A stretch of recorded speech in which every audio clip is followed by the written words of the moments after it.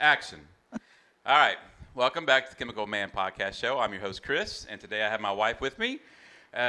She wanted to come in, and we want to talk about some stuff today. It's just, talk about different things out there for people. I guess, what should we title this?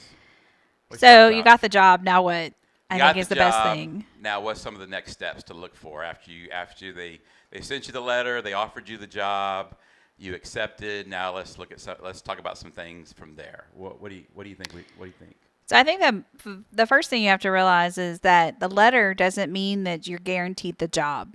That is true. You still have to get clearance. You have to go through quite a few things to be cleared through the companies to be able to go on site and actually do the job.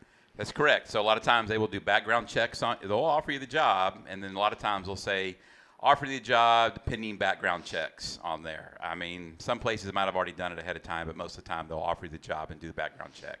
You'll do a background check. I know some places, like a long time ago with me, I had to do what's called agility test. I had to go to a place, lift 50 pounds, walk up a flight of stairs, do some different things in there to see if you could actually do the job that they're asking to do. Because a lot of places, especially if you work in a batch plant, you're going to have to lift 50 pounds or more when you work places like that. So I know with us, they changed it up with us. Now, what's some of the things we do now? So after we do a medical check. So you go Okay. through medical, you will have like a standard EKG hearing test. You have to do the breathing where you have to breathe into the device and get it to a certain level for a Correct. You certain have to amount of take a deep time. breath and blow and continue blowing. And I would advise you to sit down on that. We've had people do that and they've actually fallen over, but most places will probably have you sit down. Yeah, so you'll do the medical background. We've had people who have been delayed because of the randomness that comes up from doing those tests, and then they have to go to a doctor and they have to get things verified. That's true. We've had people do hearing tests, and then their hearing was not good at all, and they've had to explain themselves or look at different things. We've had people have high blood pressure, and then sometimes they'll have to go get that taken care of. I know at one point with us, it was a weight limit too.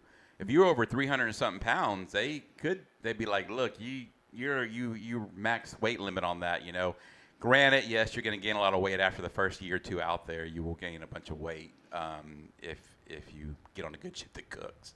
But we've had it in the past where people have had to lose a lot of weight to get hired before they got hired. Yeah, they'll also, I mean, when I got hired on, I had just gotten over a cold, so I had a lot of fluid in my ears, and so I didn't pass my initial hearing test. And then I had to go back and have my hearing test done again so that I could eventually pass and get cleared through medical to work on site. Now, granted, I don't work in the field, but I still had to pass the same medical screening because I work on property and I do have to go and interact with people who work in the field. So you'll have to go through the medical checks. Then you also have to look at things like, so you got the job, but when is your start date? Is Yeah. it 2 weeks, 4 weeks, That's a month, true. 6 There's weeks? times that the company will offer you a job, but you may not start for a month or a month and a half, depending. And there's been times we've had in the past where you've gotten the job offer, and then all of a sudden they've had a hire freeze, and they're not going to bring you in for 2 to 3 months. So you got to look at that. So don't go quit your current job quick to think you're going to start working the next week. There's going to be some time in there. They got to take time to process your background check. Got to take time to make sure you get in your medical. Got to make sure you get all that stuff. That takes a while to book everybody. Yeah, so I've never seen someone come in less than 4 to 6 weeks. Generally, it's between 4 to 6 weeks. We always start people on a pay period. I know other companies generally try to do the same thing where you start at the start of a pay cycle, which means that you need to find out when their pay cycles are. Are you getting paid monthly? Are you getting paid biweekly? How is that going to work? And then you have to figure out, like, when are you going to actually quit your job? Like, if you currently true. have a job, Yeah. can you financially go 4 to 6 weeks, 8 weeks, whatever, without a job, and you want to take time off between jobs? Then that's great. Take time off between jobs.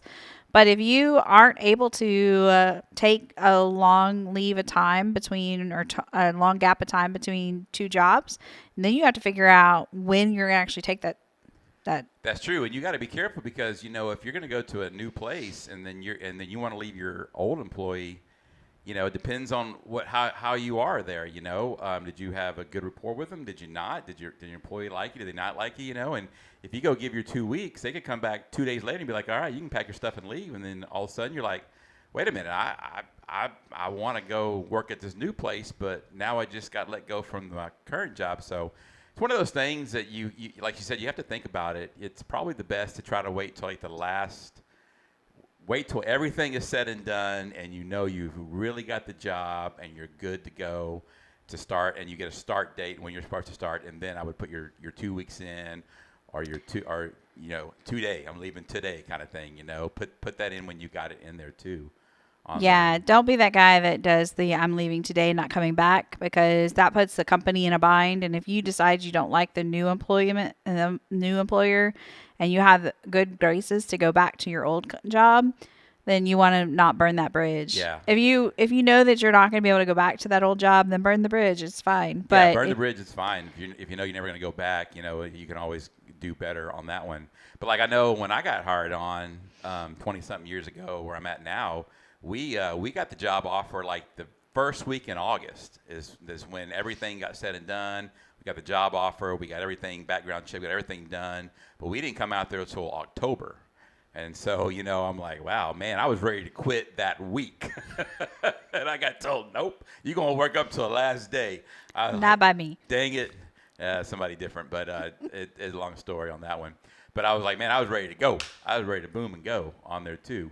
And then you also got to think too, once you get done with all that, you're not usually most places you're going to have some kind of 2-week or even possible 3-week orientation course. You're going to be up in the front of the plant for like 2 weeks. You're going to go. They're going to tell you all the safety stuff, and they're going to tell you everything you need to go through. And she can tell you more than that on that part, like most places. Yeah, so we do, for me personally, I know we do a new employee orientation program that's about 2 weeks. Some of our areas do them for 4 weeks. Some of our neighbor plants that I work on a area that has, just a whole street of plants. And some of the neighbor plants do a 3-month course where you are on site. You're in their administrative building for the first 3 months. You're going through all the trainings, all the classes. So you're on days, which is a different schedule than most people are used to. Right. And so those are the other aspects you have to figure out. Because if you're expecting to go on shift right away and you have vacations planned or you have things planned out and you find out you're on 5/8 for the next 2 to 3 months, that could be a big impact to your what you already have planned. Yep. The other thing you have to think about is vacations. Like you have things planned out for the year because your current job or your current location, you have things kind of ironed out and you know what you're going to be doing. But then you wind up being in this situation where you're taking a new job, and with that new job, you're walking in and saying, oh, I need to take off on this day. I need to take off on June 15th. I need to take off on August 31st. That happens a lot. Did you communicate that to your employer before you accepted the job? You get that offer letter, you should have already had all these conversations and had it all agreed upon that you're going to be eligible to take those dates off and that time off. That's true. And also, like with us, a new hiree usually get hired in with 120 hours of vacation right off the bat. So you have 120 hours of vacation, so you figure that up. 120 divided by 12, that gives you how many days on there? If they start at the new year. True. Yeah, if they start within the new year, whatever. You get If they start in January, then they get the full year's Get the vacation. full year's vacation on there. If you start like in October, you still get some vacation, but it's limited. It's prorated. Yeah, it's prorated. Most companies will prorate based on the month you start. So if you start in January, you get the full amount. And if you start in the middle of the year, in June or July, you'll get half the amount. Correct. And it kind of works its way down. Yeah. So. And another good thing about when you're training too, is I tell the people when they're training with us, is that when you're training, you're not really covering a job. So if you need to take a day off here, day off there while you're training, that's good because you don't have to worry about trying to find anybody to cover your job because you take off. There's nobody. You don't have to worry about a relief or anything like that too. So that kind of comes in handy too on that part when you're training on there. But yeah, these are things to think about. Once you get the job, once you get that letter saying you got the job, you gotta go through some orientation. Gotta get through some background checks. Gotta go through medical. Tested on different things there. Make sure you're healthy enough. There have been people denied before once they get to medical. I think the thing is that you need to remember that the letter is your offer, but it is not a guarantee of employment.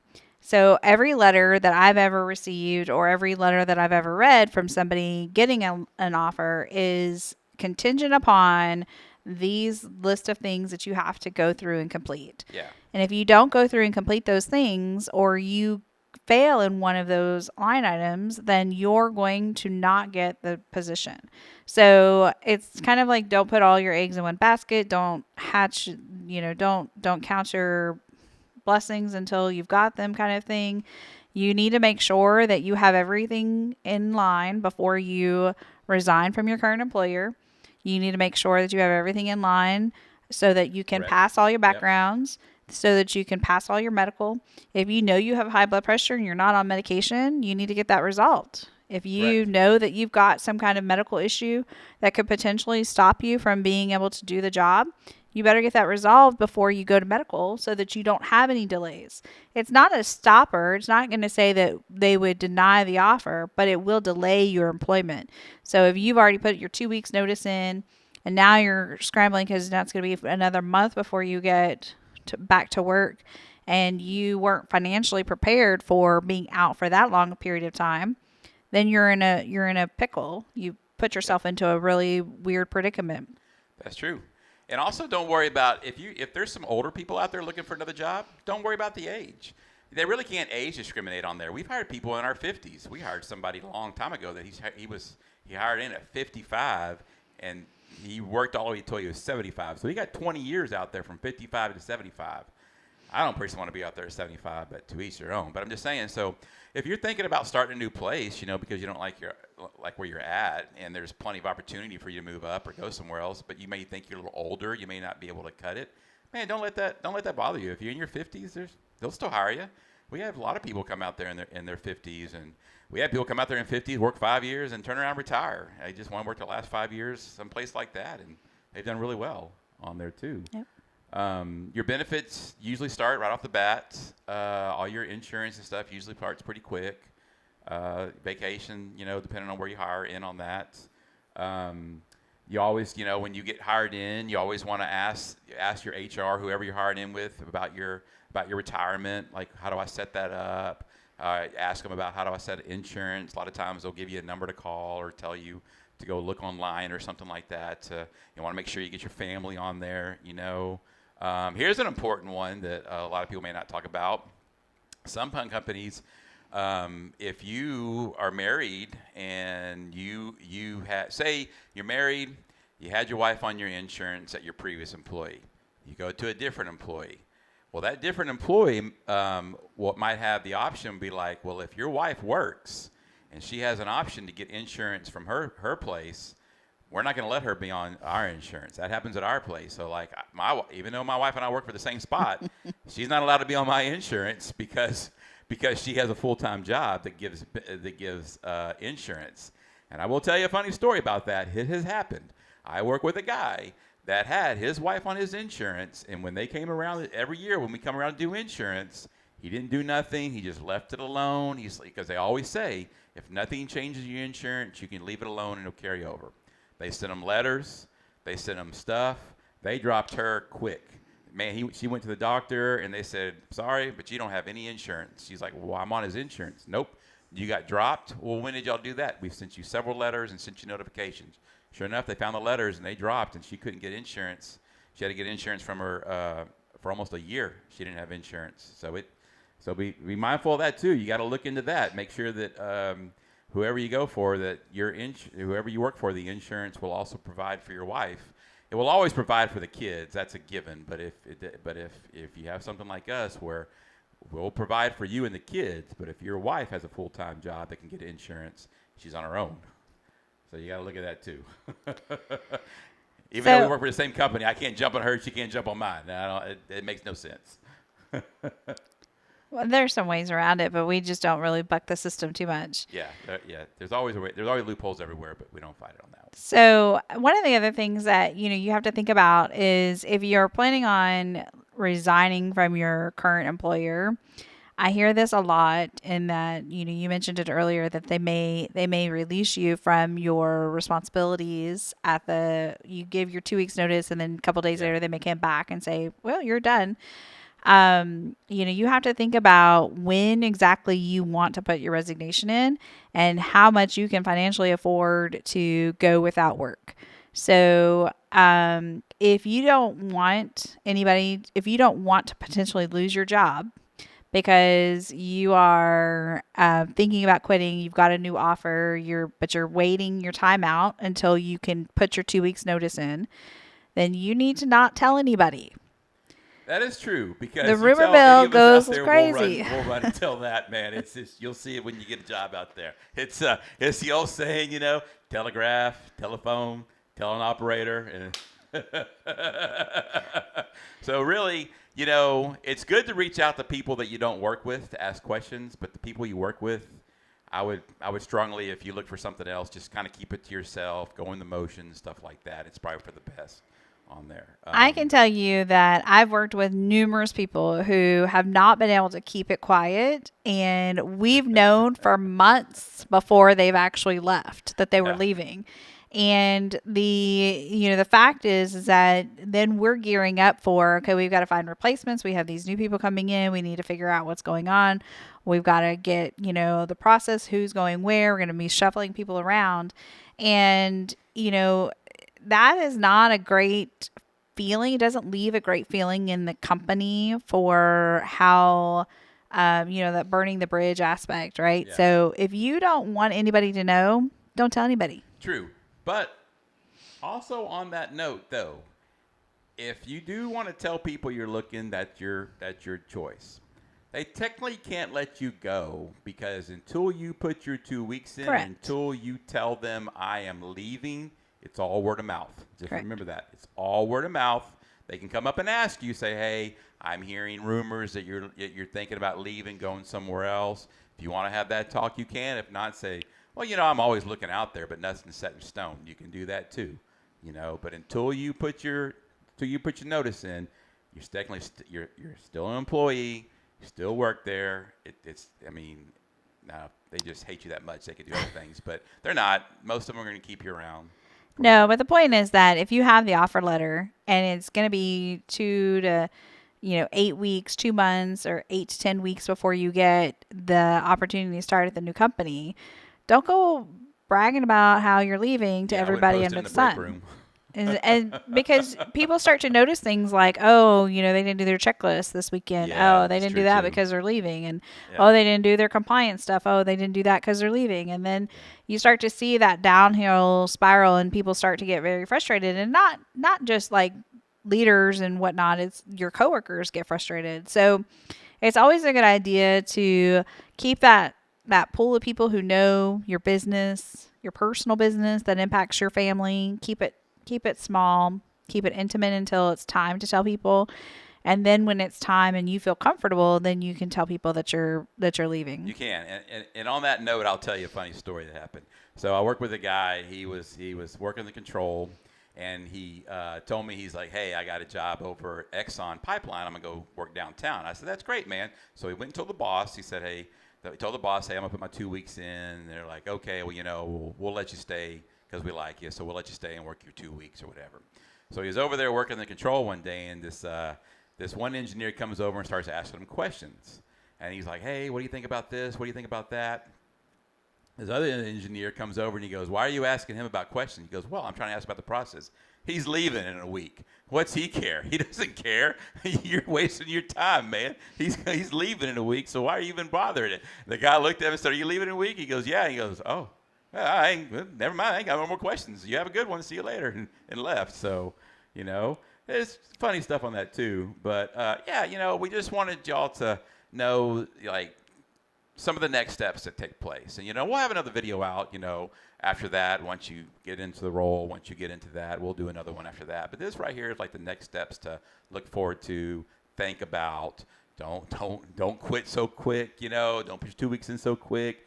Think about things. Think about things to come with once you get your letter. Think, can I pass these drug tests? Can I pass this stuff? Well, I see a lot of people ask all the time. Well, I did some drugs, or I smoked some weed, or did some THC. You think that's gonna pass? Yeah, I don't know, man. It may or may not. Heck, you can go eat an everything bagel, and they can pop you for stuff. It's just weird how some of that test work nowadays on certain things too on there. But everybody be safe. I wish everybody the best of luck in looking for their job. If you have any questions, please contact me. Once again, if you need help with your resumes, please contact me. Like, share, subscribe. Babe, would you have anything else you want to bring up? No, I think the biggest thing is just know what to expect, know what you're getting into, know what your offer letter says, and be prepared for that. Yeah. Okay. Cash wants to come say hello to everybody. So. Hi. Okay. All right. It's a family affair here, fellas. It's a family podcast. All right. Anything else? That's it. All right. Everybody have a good one and be safe, and we'll have another video out soon. Thank y'all.